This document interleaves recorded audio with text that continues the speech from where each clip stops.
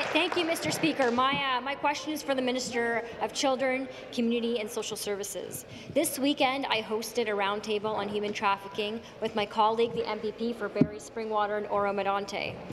We were appalled to learn that Ontario is plagued by different types of human trafficking, but most notably, sex trafficking of young and vulnerable women.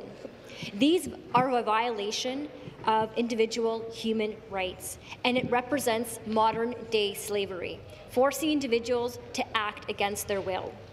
Traffickers control these women in many ways, including psychological manipulation, addiction, emotional abuse, and social isolation. Mr. Speaker, can the minister tell the House how is it acceptable that these women and girls are falling victim to sex traffickers? The Minister of Children, Community and Social Services. I'd like to thank the honourable member for her excellent question and for drawing this important issue onto the floor of this legislature, and I congratulate her and my colleague from Barrie, Springwater, Oro-Medonte for the roundtable that they had this weekend on what I call Ontario's dirty little secret. I'd be remiss, however, if I did not applaud the Minister of Labour for being the #1 champion in this legislature over many years after her dedication to ending human trafficking with the Save the Girl Next Door Act. I'm really proud of the work that she has done, because it is true, Speaker, 65% of human trafficking in Canada comes from the province of Ontario, and let me be perfectly clear, these young women are conditioned, they are coerced, they are raped, they are addicted, and they are dehumanized. And I would say, if we can't make sure that they're equal, are any of us equal? Because this is an issue that affects a lot of young women under the age of 18. In fact, 70% of sex trafficking victims are under the age of 25. Speaker, we have more to do, and I'm looking forward to talking more about it in the supplemental. I'm also looking forward to speaking to the Canadian Club this Thursday. Thank you very much. Supplementary. Thank you, Minister, for your response, and I'm proud to be part of a government that's taking so much action on this issue. After the roundtable I held with my colleague this weekend, I did a bit more research, and I learned that in Ontario, roughly 2/3 of the police reports every year are due to human trafficking.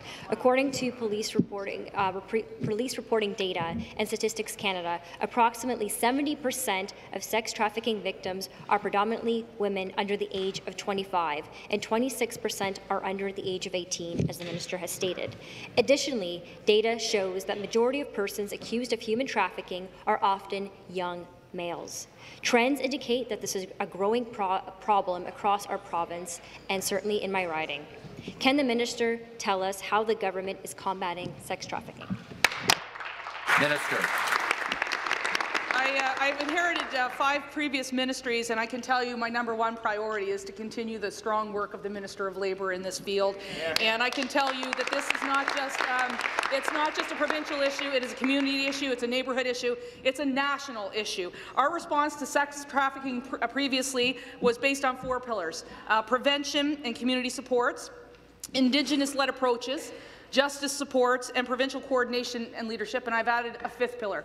This past weekend, I had the opportunity to meet with all of the women's issues ministers across the country and compelled them to action in creating a task force that I will co-chair on human trafficking and working with every other province and the federal government, as well as Indigenous leaders. Together, we have vowed to address this issue in all forms through a new initiative to combat sex trafficking, and I'm honoured, as I said, to be the co-chair for that, but I also wanted to point out that our entire government is taking this serious. That's why later today I'll meet with the Minister of Labour, the Attorney General, and the Ministry of Corrections so we can have an integrated approach to save the girl next door.